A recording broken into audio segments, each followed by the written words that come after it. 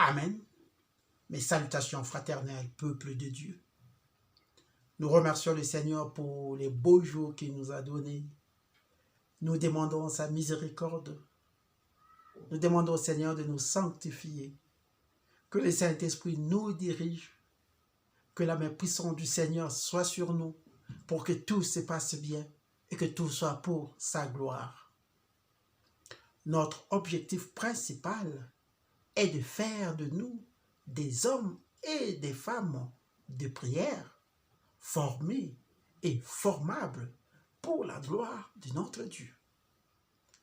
Comme prévu, nous allons partager sur les 3 parties de l'être humain, comme disent les uns, ou les dimensions de l'être humain, qu'on préfère dire les autres, ou encore les zones de l'être humain. Comme toujours, nous allons présenter ces thèmes d'une manière très simple et adaptée à tous les niveaux de compréhension, car notre souci est que nous soyons tous sauvés pour la gloire de notre Dieu. Les 3 dimensions de l'être, comme acceptées et reconnues dans tous les domaines, sont le corps, l'esprit et l'âme. Ces 3 parties sont parfois interdépendantes. C'est ce qui fait la complexité de l'être humain.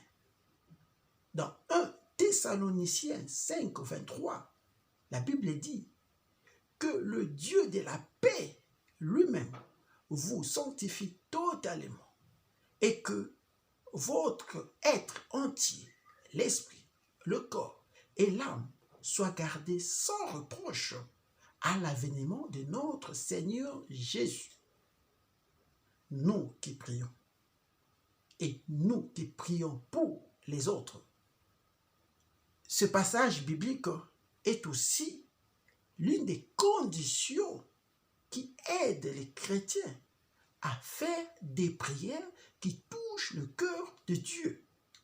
Nous commençons à développer nos thèmes. 1. Le corps. Le corps, c'est notre chair. Nous pouvons le toucher. Selon Romains 7, 24, il est mortel. C'est la caisse de résonance de ce qui est émis par l'âme et l'esprit. Notre corps exprime nos sentiments et nos émotions. Joie, tristesse, colère et tant d'autres choses. Les maladies du corps sont physiques. Il s'agit de toutes les maladies qui détruisent notre corps et qui peuvent nous tuer. Nous pouvons garder notre corps en bonne santé en suivant les conseils des médecins avec une bonne alimentation et des exercices physiques. C'est ce qu'on peut retenir pour ce qui concerne le corps, notre corps. 2, nous allons parler encore en bref de l'esprit. L'esprit nous relie à l'esprit de Dieu. C'est le siège de la conscience qui distingue le bien du mal. C'est le siège de l'intuition aussi. La capacité spirituelle à percevoir les messages de Dieu. C'est aussi, une fois de plus, le siège de l'adoration qui nous met en présence de Dieu. C'est pourquoi Jésus nous demande de l'adorer en esprit et en vérité. Jean 4, 24. Les maladies de l'esprit sont les péchés, la possession, l'obsession. Nous allons voir ces thèmes-là plus tard, un autre jour. Ces maladies détruisent notre esprit et peuvent le neutraliser.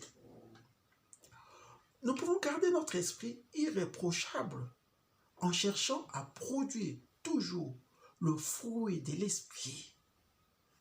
Nous connaissons bien le fruit de l'esprit. Je voulais attirer l'attention de mes frères et sœurs Souvent, j'entends les gens dire les fruits de l'esprit. Ils mettent cela au pluriel. Alors, la Bible dit le fruit de l'esprit au singulier. Allez vérifier dans vos Bibles, Galates 5, 22. Nous allons les citer.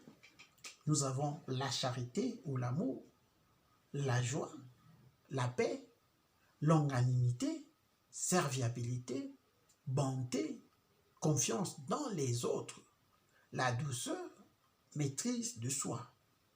Nous allons les lire dans Galates 5, 22. L'importance ici, est que ce fruit doit être remarquable dans votre vie. Des frères et sœurs qui sont autour de vous doivent remarquer cela. Et lorsque vous-même vous sentez vraiment que vous êtes en paix, vous allez facilement prier. Lorsque vous sentez que vous êtes en colère, je vous le dis, ça sera difficile pour prier. Nous allons parler de l'âme au point 3. L'âme, c'est le siège de l'intellect. L'âme, c'est le siège de la volonté. C'est le siège de l'affectivité. Là, nous trouverons émotions, sentiments, esprit de culpabilité et tant d'autres choses. L'âme anime le corps. L'âme est égoïste. L'âme cherche son plaisir. C'est cette dimension qui souffre des blessures intérieures et c'est cette dimension aussi qui souffre des problèmes du manque de pardon. Alors, nous devons faire très attention. Surtout, le Seigneur nous avertit. Le Seigneur nous dit dans Matthieu 10, 28, « Ne craignez pas ceux qui tuent le corps et ne peuvent tuer l'âme, mais craignez plutôt celui qui peut faire périr et le corps et l'âme dans le gène. » Alors, des exercices qui nous aident vraiment à garder bien notre âme, nous devons bien les pratiquer. Et nous allons encore approfondir plus tard, un autre jour, sur l'âme. Le cœur, au point 4. Quand on prend des dimensions, généralement, les gens parlent du corps, de l'âme et de l'esprit. Mais la Bible nous parle aussi du cœur. Pas le cœur d'une manière physique, le cœur qui bat, mais le cœur comme terme biblique. Et cela convient bien aux chrétiens. Car dans le cœur, on a l'âme, on a l'esprit.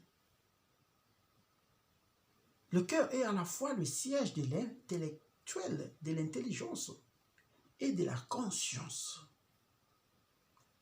L'être humain est en outre un être en relation avec les autres. Et quand quelque chose ne va pas, les relations sont affectées, c'est l'être entier qui souffre, corps, âme et esprit. Nous pouvons lire dans Jérémie 16, 12, Jérémie 17, 9, Marc 7, 21, 22. Là, nous allons lire, ces passages vont nous aider aussi à comprendre ce qui est le cœur, surtout le cœur de l'homme, d'une manière biblique, pas le cœur qui bat. Pourquoi nous donnons ces choses? C'est pour éviter certaines choses et chercher à développer les autres. C'est pourquoi nous allons lire Galates 5, 13 à 26. Dans ce passage, il y a des choses à éviter. Il y a des choses à développer pour la gloire de notre Dieu. Car Dieu a un plan merveilleux pour nous tous. Nous allons lire et nous allons continuer notre formation. Galates 5, 13 à 26. Frères, vous avez été appelés à la liberté, seulement ne faites pas de cette liberté un prétexte de vivre selon la chair, mais rendez-vous par la charité, serviteurs les uns des autres. Car toute la loi est accomplie dans une seule parole, dans celle-ci.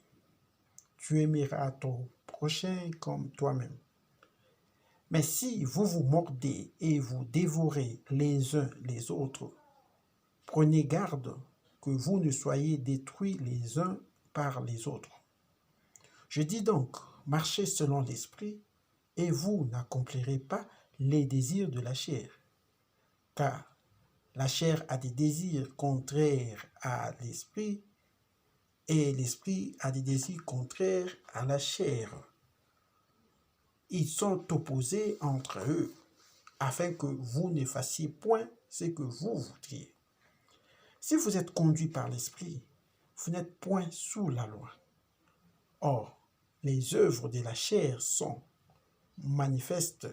Ce sont l'impudicité, l'impureté, la dissolution, l'idolâtrie, la magie, les inimitiés, les querelles, les jalousies, les animosités, les disputes, les divisions, les sectes, l'envie, l'ivrognerie, les excès de table et les choses semblables.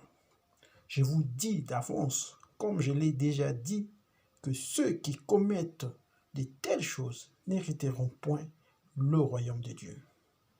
Mais le fruit de l'esprit, c'est l'amour, la joie, la paix, la patience, la bonté, la bénignité, la fidélité, la douceur, la tempérance. La loi n'est pas contre ces choses. Bien-aimés, nous avons donné ce passage. C'est pour chercher à créer l'équilibre entre le corps, l'âme et l'esprit, pour être en bonne relation avec notre Dieu. Parce que si nous avons l'équilibre, cela veut dire on a fait un effort d'éliminer les œuvres de la chair de notre vie et on cherche à privilégier les œuvres de l'esprit. Donc les œuvres de l'esprit sont très remarquables dans notre vie. Nous avons ajouté un chemin. Ce chemin essaie d'expliquer d'une manière schématique ce qu'on a eu à développer aujourd'hui. Lisez ce schéma, vous allez voir, et ça va vous comprendre, ça va vous faciliter la compréhension et ça va aussi faciliter à mémoriser. Nous allons nous arrêter ici pour aujourd'hui. Prochainement, nous allons partager sur la prière. Mais je voulais m'excuser parce qu'on a des perturbations, parce que nous voulons commencer aussi l'Elo TV English. L'Elo TV English va s'occuper des anglophones, ceux qui parlent anglais. Que le Seigneur nous bénisse, que le Seigneur nous soutienne, que le Seigneur nous aide vraiment dans tout ce que nous faisons tous les jours. Que le Seigneur ajoute sa part divine à côté de nos efforts personnels. Que le Seigneur soit avec nous. Amen.